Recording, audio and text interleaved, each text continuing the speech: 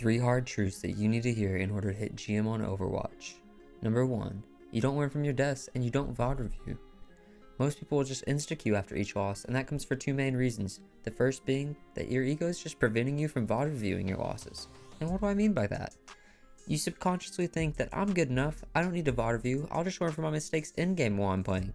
And that will lead me into reason number 2, and that's because you find VOD reviewing boring or just a waste of time. You ask yourself, why would I review when I could just insta-queue and have fun playing the game while improving as I play? But what you fail to realize is that you'll improve 2 or even 3 times faster if you can just VOD review even half of your losses. What do all professional sport and esport players and teams have in common? They all VOD review. Whether it be MMA, Fortnite, Valorant, League of Legends, or even basketball, every pro team and individual athlete or esports pro will all review their games. The things that separates the pros from even the semi-pros or the amateurs is how often they VOD review and how they'll even review their wins to realize that they can further separate the gap between them and their opponents. If you just think about it logically, you'll have more time to review over each death if you take the time to VOD review rather than just a 10-second respawn timer after you die. And you'll have all your thoughts focused on what you did wrong, whereas mid-game you'll have to worry about what ultimates the enemy team has incoming, where to position, where to get the most value that fight, your team regrouping, and those are just a couple of things that will be going on mid-game in your mind.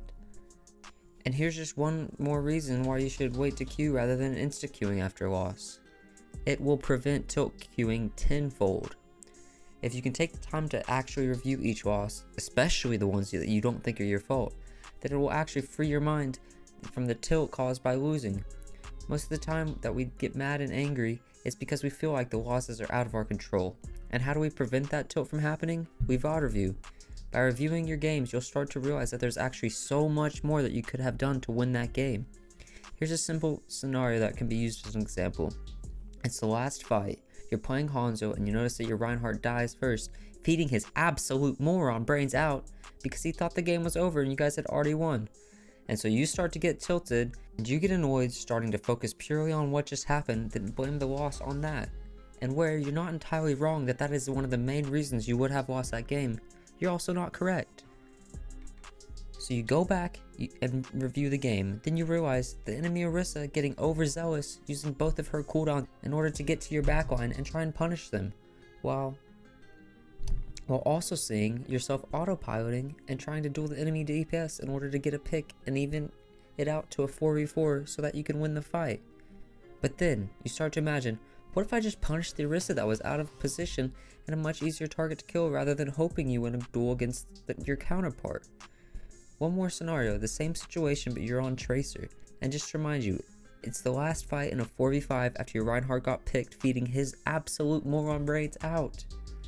And you again notice Orisa using both of her cooldowns on your backline, and you see yourself autopiloting again, whereas this time you end up going on the Orisa because she looks like the easiest target. But since you don't have enough damage to burn the Orisa as a Tracer, her backline, let's say Ana and Zen in this case, just keep pumping heals into her, and she only gets to half HP. And then you wonder, what could I have done differently? And then you start to think, what if I went on the Zen instead of the Orisa? And you realize, if I went on the Zen here, Ana would have had to peel for him, which in turn removes all the healing that Orisa would have received, which gets you more value as your teammates would be able to punish that Orisa, and she'll no longer have any supports to keep her alive, effectively turning the fight into a 4v3 in your favor. But let's say that Ana doesn't even peel for the Zen and instead focuses her Orisa. Well, then you'd have been able to kill the Zenyatta for free, making it a 4v4, then going after the Ana and forcing her to look at you since she's now taking damage, which in turn removes all the healing Orisa would have received, yet again effectively turning the fight into a 4v3.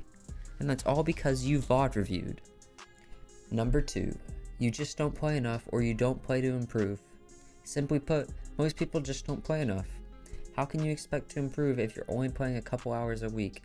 Now, I'm not saying you need to play 8 hours a day like your favorite streamer or Overwatch League pro, but you do need to be playing a few hours a day for anywhere from 3 to 5 days a week. The more the better, obviously, but we all don't have time to put in. Most people on the top 500 ladder are normal people just like you and me. They're either in college, working full or part-time jobs, or even in high school, and they have the same amount of time as we do. But the difference that separates them from you is just one thing. They play with the intent to improve rather than the intent to just hop on and have some fun. And while there's nothing wrong at all with just wanting to hop on, enjoy yourself playing one of your favorite games by yourself or either queuing with friends, I'm willing to bet that that's not the reason you clicked on this video. You clicked because you want to know what's holding you back from achieving your goal of hitting Grandmaster or Mastered. And here's what it will take. Just a couple hours a day for a couple days a week. That's really it. Sounds too good to be true, huh? Well, you're not wrong. It's not as easy as it sounds. You're going to have to make one key change in order to make this work. You have to start playing with the intent to improve. And what's great about this is improving at something will only make you enjoy it more. Think about when you were young and picked up a new sport. Let's say golf, for example. And trust me, you don't need to know anything about golf in order to understand my point.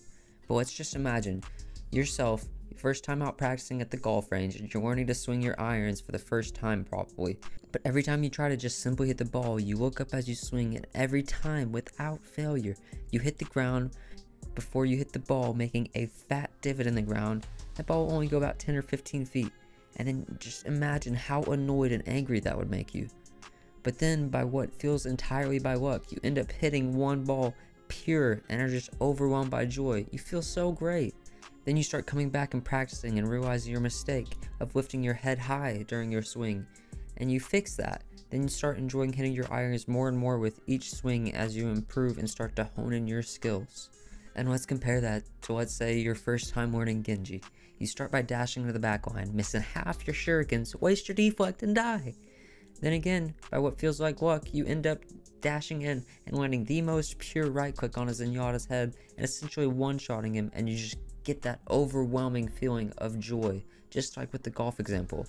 And then you slowly start to learn to flank and hop onto the back line without using your dash, so that you can have it to finish off the kills, dashing back to safety when things get sketchy.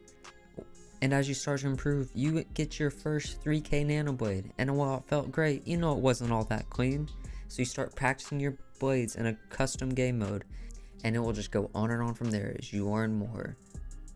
Number 3, you just flex too much. I see way too many people flexing all roles while they're trying to rank up. And even if they're sticking to one role, they'll try to learn the majority of heroes in that role to what they deem as a decent level. And it kind of makes sense in a way. You feel like you should have all of the heroes learned so that you can have the perfect counter for whatever scenario the other enemy team is playing, but in all reality, it just won't work out for you. And why is that? And that's because it just makes it so much harder on yourself. When you try to learn all the roles and the heroes, you'll forever be stuck at being average on all the heroes and all the roles. And who wants to stay average when you could become not only proficient, but amazing at one role on a select few heroes, or even just one? Let's think about some of the most popular streamers and pros. If they're not popular for one hero, then they're popular for playing one role at a very high level. Just a few examples being Yazen on his Pharah, Necros on his Genji, ML7 on Ana, or even Fearless on his signature Winston. And not only will you improve and rank up faster, it just makes the game so much easier to do just that. Many people think they need to have a base knowledge of every hero so they can have the perfect counter for any given hero or comp that the enemy's playing.